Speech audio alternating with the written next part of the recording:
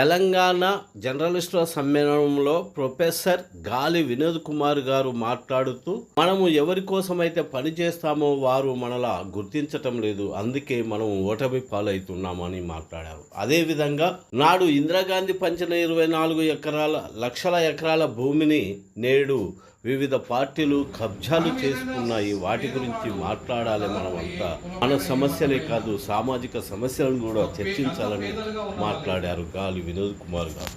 So ఒక పేదవాడు తన గొంతుకను వినిపిస్తే, తన ప్రజల పక్షాన నిలబడితే, ఆ పేద ప్రజలు ఆయన వెనుక నిలబడతలేరు. ఆ పేద ప్రజలు ఆయన వెనుక నిలబడతలేరు. ప్రాబ్లం అక్కడ వస్తుంది.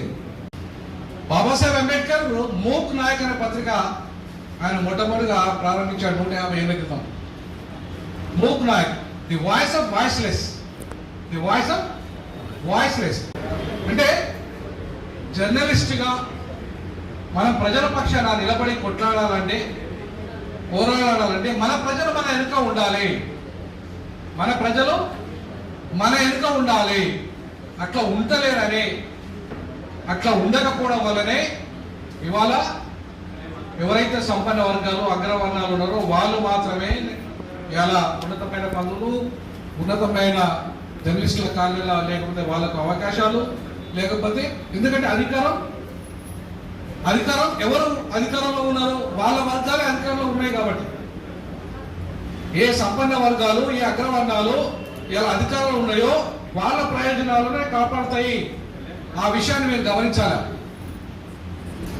నేను చాలా సందర్భాల్లో కూడా మీకు ఇప్పుడు మీరు 8 డిమాండ్లు ఏవైతే పెట్టారో, ఈ 8 డిమాండ్లు నెరవేర్చాల్సింది కూడా ప్రభుత్వమే. ఆ ప్రభుత్వం ఏమని చూస్తుంది? ఆ ప్రభుత్వం ఇలా మానవులు ఎవరున్నారని చూస్తుంది.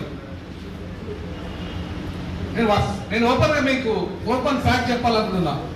ఈ తెలంగాణ బహుజనులకు ఒరిగేదేం లేదని చెప్పి సామాజిక తెలంగాణ చేసి ఏర్పాటు చేయడం జరిగింది. మన కోసం పనిచేసేటైతే మనం ఎందుకు మళ్ళీ ఇప్పుడు వచ్చి కొత్తగా జర్నలిస్ట్ ఫ్రంట్ పెడతాం? మన కోసం కొట్లాడే వాళ్ళను మీరు సపోర్ట్ చేస్తే ఖచ్చితంగా మనకు న్యాయం జరుగుతుంది. కానీ మన వాళ్ళ దురదృష్టం ఏంటంటే, మన కోసం ఎవరైనా కొట్లాడతారో వాళ్ళకు మనం సపోర్ట్ చేయం. ఏ వర్గాల కోసం అయితే బాబాసాహెబ్ అంబేద్కర్ మూకు నాయక్ పెట్టాడో ఆ వర్గాలు ఆయన ఓడగొట్టాయి. ఆయన 3 సార్లు ఓడగొట్టాయి, ఒక్కసారి కాదు. ఆయన రాజ్యాంగ నిర్మాణ సభ సభ్యుడిగా పోటీ చేసినప్పుడు ఓడగొట్టాయి. తర్వాత ఆయన 52లో ఓడగొట్టాయి. తర్వాత 3వసారి కూడా ఆయన ఎంపీగా పోటీ చేస్తున్నప్పుడు ఓడగొట్టాయి. అంటే ప్రపంచ మేధావినే ఎందుకు ఓడగొట్టాయి? పేదల పక్షాన నిలబడి కొట్లాడాలి కాబట్టి అదే పేదలైన ఓడగొట్టారు. ఇలా ఎవరైతే ధనవంతులు ఉన్నారో, ఎవరైతే అగ్రవర్ణాలు ఉన్నాయో, వాళ్ళంతా సంపన్న వర్గాలు ఉన్నాయో, అదానీ అంబానీ చేతిలో టోటల్ మీడియా ఉంది. టోటల్ మీడియా అంతా కూడా అదానీ అంబానీ చేతిలోకి వెళ్ళిపోయింది. వెళ్ళిపోయిందల్లా సోషల్ మీడియా మాత్రమే. 70% ఇలా ప్రజలు చూస్తున్న media social media. 30% Adani Ambani. Yes, 30% మాత్రమే ట్రెడిషనల్ మీడియాను చూస్తున్నారు ప్రజలు. మరి 70% చూస్తున్న ఈ సోషల్ మీడియా ఎవరు కంట్రోల్ చేస్తున్నారంటే దానికి ఇంతవరకు కంట్రోలింగ్ లేదు. అందుకే డిజిటల్ మీడియా అసోసియేషన్ వీళ్ళు పెట్టినప్పుడు నేను చెప్పిన, మన వాళ్ళు పెట్టినప్పుడు అదే చెప్పారు, ఇది 100% చాలా చక్కటి ప్లాట్ఫామ్. ఈ ప్లాట్ఫామ్ను మనం లీగల్గా రిజిస్ట్రేషన్ చేయించి లీగల్గా కొట్లాడి, ఎందుకంటే రేపు మన మీద కేసులు పెడితే గ్యారంటీగా మన మీద అనేక రకాల కేసులు అయితే మరి వాటి మీద కొట్లాడాలంటే మనము ఫస్ట్ చట్టబద్ధంగా ఉండాలిగా. సో ముందు దీని ఒక అసోసియేషన్ని చట్టబద్ధత కలిపేయండి. చట్టబద్ధత కలిపేయడానికి దీనికి ఒక నామ్స్ పెడదాం. ఇంతకుముందు ఇతరుడు చెప్పాడు, చాలా నిజానికి కోఆపరేటివ్ సొసైటీ అనేది చాలా గొప్ప ఆలోచన. ఎవరు దాని అట్లాగే మనకు ఒక డిజిటల్ AI టెక్నాలజీ ట్రైనింగ్ అవసరం, ఒక సర్టిఫైడ్ కోర్స్ అవసరం. ఎందుకంటే ఎక్కడికి పోయినా కూడా ఇవాళ నీ విజిటింగ్ కార్డుకు వాల్యూ ఉండాలి, నీకు వాల్యూ ఉండాలి, నీ ఛానల్కు వాల్యూ ఉండాలి, నువ్వు మాట్లాడే మాటకు వాల్యూ ఉండాలి. ఇసుకపై లోపల పెడతా అంటే నడవకుండా చేయాలి. సో కాబట్టి ఇవాళ నేను అంటున్న ఈ సందర్భంగా మనం ఒక డిజిటల్ ఈ జర్నలిస్టుల నుండి కూడా ఒక రాజకీయ నిర్ణయాన్ని ఒక ఎమ్మెల్యే ఒక ఎంపీ పోటీ చేయాలి. మన సమస్యల్ని అసెంబ్లీలో పార్లమెంట్లో మాట్లాడే వ్యక్తులు కావాలి. అట్లాంటి వ్యక్తులు పోటీ చేసినప్పుడు మీరు సపోర్ట్ చేయాలి. ఈ అసోసియేషన్ బట్టి మళ్ళీ ఎవరు గెలిపిస్తావు? నువ్వు లాస్ట్కు నీ సమస్యలు పట్టించుకోవాలని గెలిపిస్తావు, ఎందుకంటే వాటిని డబ్బులు పడేస్తాడు. ఇవాళ చాలా డబ్బులకు అమ్ముడుపోతున్న మీడియానే ఉంది. టోటల్ నేను 90% అట్లానే ఉన్నారు కాబట్టి మనకు న్యాయం జరుగుతలేదు. 10% మాత్రమే నిజాయితీగా ఉన్నారు. ఆ 10% నిజాయితీగా ఉన్న వాళ్ళు ఎవరు కూడా పాపం వాళ్ళని ఎవరు కూడా సపోర్ట్ చేసే పరిస్థితి మన లోపల ఈ 90% లోపల లేదు. కేవలం పేదరికం కారణం కాదు. వాళ్ళు ఇచ్చే డబ్బులు మనల్ని పేదరికం నుండి దూరం చేయి.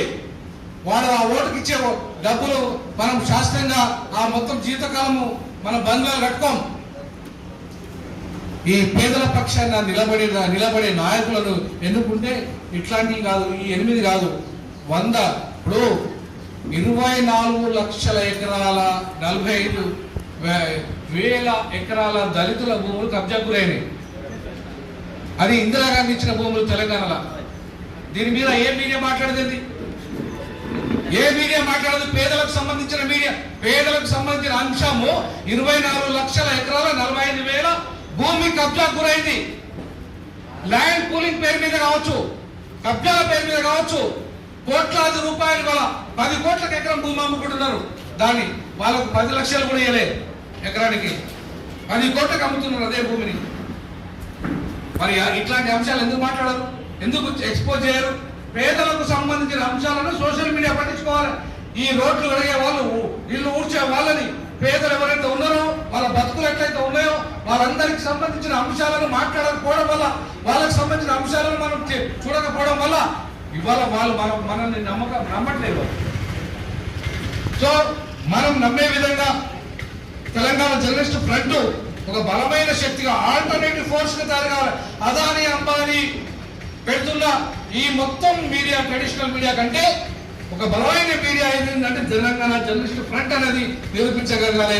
70% ప్రజలు దాన్నే చూస్తున్నారని చెప్పగలగాలి. అదే నిజమైన మీడియా, అదే నిజమైన తెలంగాణ సమాజాన్ని నిర్మిస్తుందని చెప్పే పరిస్థితి అది క్రియేట్ చేయాలి.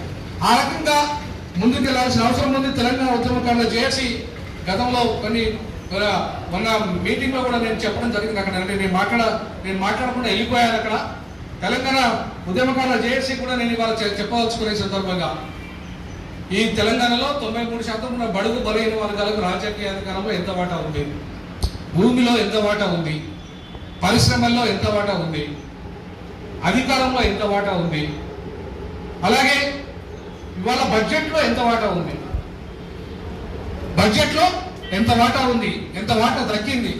ఇవన్నీ అంశాలు చర్చనీయాంశాలు కాదా? సోషల్ మీడియా మాట్లాడే అంశాలు కాదా? ఎందుకు మాట్లాడతలేరు? ఎందుకు ఈ ప్లాట్ఫామ్స్ డిస్కస్ చేయట్లేదు?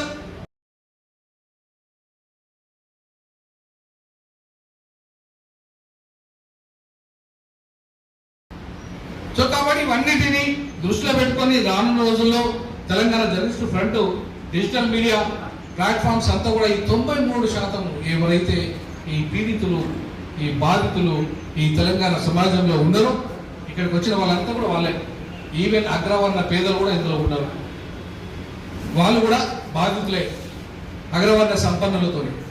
సో కాబట్టి ఈ 93% ఉన్న ఈ జర్నలిస్టులు ఉన్న ఈ వర్గాలు ఏవైతున్నాయో ఈ వర్గాలు మన ప్రజల్ని చైతన్యం చేసే దిశగా, అది సామాజికంగా, ఆర్థికంగా, రాజకీయంగా, మన హక్కులు కూడా మన హక్కులకు ఒక్కడికే పరిమితం కావద్దు దయచేసి.